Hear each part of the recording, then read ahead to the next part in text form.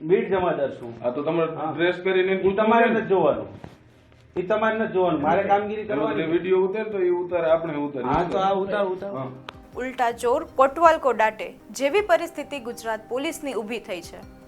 આમ આદમી પાર્ટીના ધારાસભ્ય સાથે ઉદ્ધતાઈભર્યું વર્તન કરવા બદલ ગુજરાત પોલીસ અને મુખ્ય ધારાનું મીડિયા ખૂબ ટ્રોલ થઈ રહ્યું છે અને ગુજરાતની જનતા સોશિયલ મીડિયા પર ગુજરાત પોલીસને સવાલ કરી રહી છે. સાથે પોલીસે નવા 2 શબ્દનો ઉપયોગ આ વિડીયોમાં કર્યો છે. એક પ્રજાના પ્રતિધની અને બીજો શબ્દ દમ મારવો. આજે આ વિષય પર વાત કરવી છે. નમસ્કાર, હું દેવાંગી. સનાતન સત્ય સમાચારમાં આપ જોડાઈ ચૂક્યા છો. હાલ એક મુદ્દા પર ખૂબ ચર્ચા થઈ રહી છે, જેમાં જામજોધપુરના ધારાસભ્ય હેમંત ખવાની ગાડી પોલીસે રોકી અને રોબ જમાવ્યો અને પોલીસે કહ્યું કે ધારાસભ્યની ગાડી હોય તો શું થઈ ગયું, કેસ તો થશે. ત્યારે ધારાસભ્ય હેમંત ખવા પોલીસ સ્ટેશન જાય છે અને હેમંત ખવા વાત કરે છે કે મારા ડ્રાઈવરે તમને એવું કહ્યું ન હતું કે ધારાસભ્યની ગાડી છે, તેમ છતાં તમે કેમ રોબ જમાવતા હતા, કે ધારાસભ્યને શું કોઈ કાયદો લાગુ નથી પડતો, અને ધારાસભ્યએ કહ્યું કે તમે ઓફ ડ્રેસમાં કેમ ગાડી રોકી રહ્યા છો. ત્યારે સામે પોલીસ છે, બીટ જમાદાર છે, તે કાયદેસર દબંગાઈથી વાત કરે છે અને કહે છે કે તમે દમ ના મારો. આ દમ શું છે એ અમને તો નથી ખબર, કદાચ પોલીસ પાસે આવા શબ્દ આવી જતા હશે.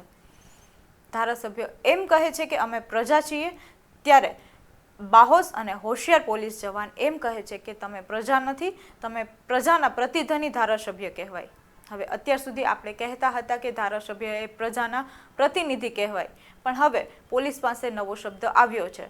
ધારાસભ્ય માટે એ છે પ્રતિધની. અને અમારે પણ પોલીસને કહેવું છે કે ભાઈ, પ્રજાના પ્રતિનિધિ એ પ્રજાનો સમૂહ છે, એ પ્રજા જ છે.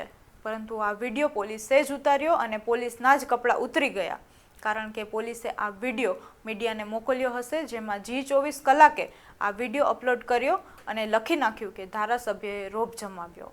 અને જ્યારે ગુજરાતની જનતાએ વિડીયો જોયો અને જોયું કે આમાં ધારાસભ્યનો કોઈ વાંક જ નથી, ત્યાર પછી ગુજરાતની જનતાએ પોલીસ અને મીડિયાને ટ્રોલ કરવાનું ચાલુ કર્યું અને ત્યાં સુધી વાત વહી ગઈ કે લોકોએ કહ્યું કે તમે દલાલ મીડિયા છો, આ ધારાસભ્યનો કોઈ દોષ જ નથી. લોકો ત્યાં સુધી લખી રહ્યા છે કે ભાજપના પેજ પ્રમુખને રોકી બતાવો અથવા ભાજપના કોર્પોરેટરને રોકી બતાવો તો પોલીસ સાચી, બાકી હેમંતભાઈ આ પાર્ટીના ધારાસભ્ય છે એટલે પોલીસ આટલી હિંમત કરી રહી છે. વધુમાં લોકોએ લખ્યું કે દલાલ મીડિયાને ખોટા ન્યૂઝ આપવાથી શું ફાયદો થતો હશે. આમ અંદાજે 50થી વધુ કોમેન્ટ છે, જેમાં ગુજરાતની જનતાએ રીતસર G24 કલાક ચેનલ અને પોલીસને મન ફાવે તેમ લખ્યું છે.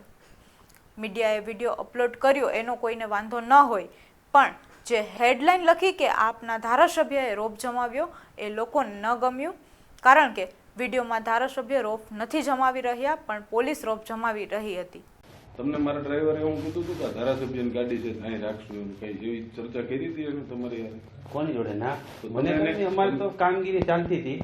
તમે જનરલી અમે એક મિનિટ, હા બોલો. તમે એને એવું કીધું કે ધારાસભ્યની ગાડી છે એટલે હું કાયદો ના લાગે. એમાં ધારાસભ્યને ક્યાં વાત આવી? હું એમ કહું લીટા બહાર હોય ડિટેન કરી દેવાની હોય, પહોંચ દઈ દેવાની.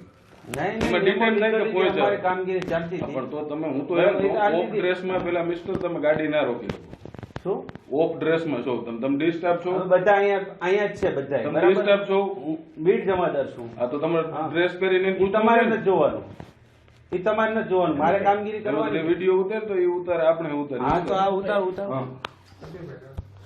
ઉતારો, વાંધો નહીં, ઉતાર કાંઈ વાંધો નહીં. ઓફ ડ્રેસમાં નથી. ગાડી રોકે છે ઓફ ડ્રેસ ની અંદર એમાં ગાડી રોકી શકે એવું નથી. ઓફ ડ્રેસ ની અંદર કોઈની પણ ગાડી રોકી શકે. અમારે ચાલુ જ છે. તમે દમ મારવાનું ના કરો. જો તમારે ગુનામાં તમે છે ને, તમે હા તો દમ કેમ મારો છો? તમે શેનો દમ મારો છો? કોણ દમ મારે? તો તમે દમ જ મારો છો ને કે કેમ? પ્રજા છે, અમે તો દમ જ મારીએ ને ભાઈ. અમે પ્રજા નથી, તમે પ્રજાના પ્રતિનિધિ ધારાસભ્ય કહેવાય. બરાબર? તમે ધારાસભ્ય કહેવાય. ના, એ વાત ખોટી પડે. જો તમે પોલીસ સ્ટેશનમાં આવી અને નહીં કામગીરી ચાલુ, નહીં ખોટું રહેવા દો તમે. થોડા સમયથી પોલીસે ગમે ત્યાં વિડીયો ઉતારવાનું શરૂ કર્યું છે, પણ વિડીયોમાં સાચું આવવાનું હોય પછી એ વિડીયો જે કોઈ પણ બનાવે એ પણ પોલીસે શીખવું જોઈએ. અને હા, આ દમ મારવાવાળી વાત પોલીસને કોણે શીખાડી એ પણ જણાવવું જોઈએ, કારણ કે લોકો આ નવા શબ્દો સાંભળીને ખૂબ કન્ફ્યુઝ છે અને એક પ્રતિધ્વનિ શબ્દ પણ હાલ પોલીસ નવો લાવી છે. અમારી આજની સ્ટોરી પર તમારું મંતવ્ય જરૂર જણાવજો. અમારી ચેનલને સબસ્ક્રાઇબ કરવાનું ન ભૂલશો. જય સનાતન, જય હિન્દ.